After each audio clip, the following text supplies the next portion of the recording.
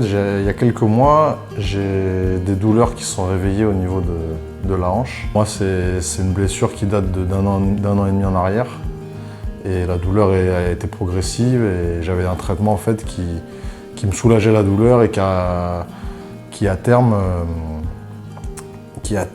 faisait de moins en moins effet. Donc voilà, le chirurgien m'avait prévenu que ça me soulagerait bien au début et puis qu'à un moment ça arrêterait de me soulager. Donc à ce moment-là, il faudrait faire ce qu'il faut. Même si on a un peu mal, on a envie de continuer à jouer, on a envie, voilà, c'est quand même ma passion numéro 1. J'ai fait ça pendant 15 ans. Et puis bon, les joueurs le sauront, les autres peut-être pas, mais bon, quand on rentre sur un terrain le samedi pendant le match, qu'on voit le stade plein, c'est vraiment des émotions particulières. Donc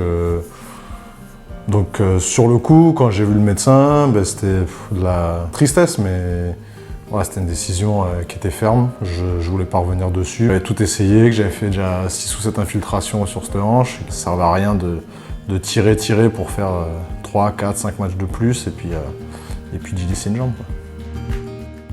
Le décalage quand on arrête de jouer, c'est que pendant plus de 10 ans, on a vécu sur un petit nuage à faire ce qu'on aimait, voilà, sa passion, et après, pour ma part, sans trop de soucis pour retrouver des clubs. Donc, ce qui manque le plus, c'est le fait d'être en collectivité, en groupe toute la journée, quoi, voilà, de voir plein de monde. Depuis que je suis revenu sur Brive, je suis beaucoup tout seul. Le fait de partager des émotions. Quand le samedi, je regarde les matchs, je me dis qu'il n'y a pas si longtemps que ça, j'étais sur le terrain avec eux.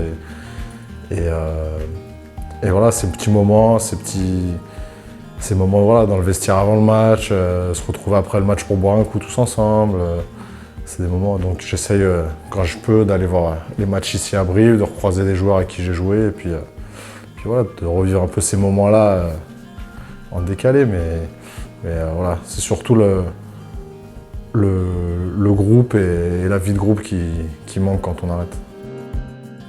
Souvent, on attend d'avoir une blessure un peu grave pour souscrire à ces assurances et c'est un peu bête parce qu'elle ne nous couvrira pas pour la blessure qu'on vient d'avoir. Donc voilà, donc je conseille à tout le monde d'en souscrire une, mais avant de se blesser vraiment et voilà, pour être couvert partout et puis pour l'après-rugby, ça peut servir parce que quand ça s'arrête, on touche des belles sommes quand on joue, mais après, ça va vite vers le bas, donc voilà, ça peut toujours servir pour un projet ou pour une reconversion.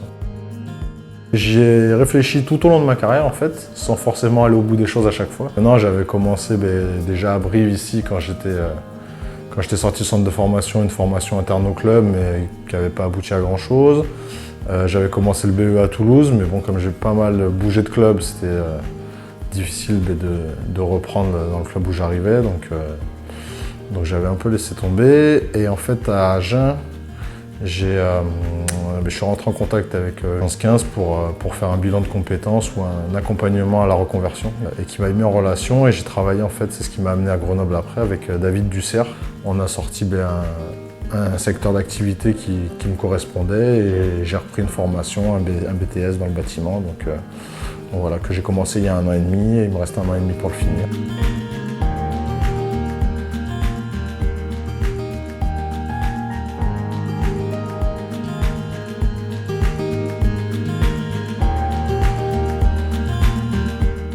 Merci à Proval pour cette petite vidéo et puis bonne saison à tous les joueurs qui la regarderont.